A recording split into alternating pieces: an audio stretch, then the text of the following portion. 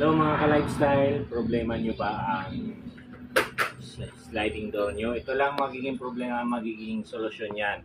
Kaysa lagi kayong magpatawag ng mag-aayos, ito lang yung gagawin nyo.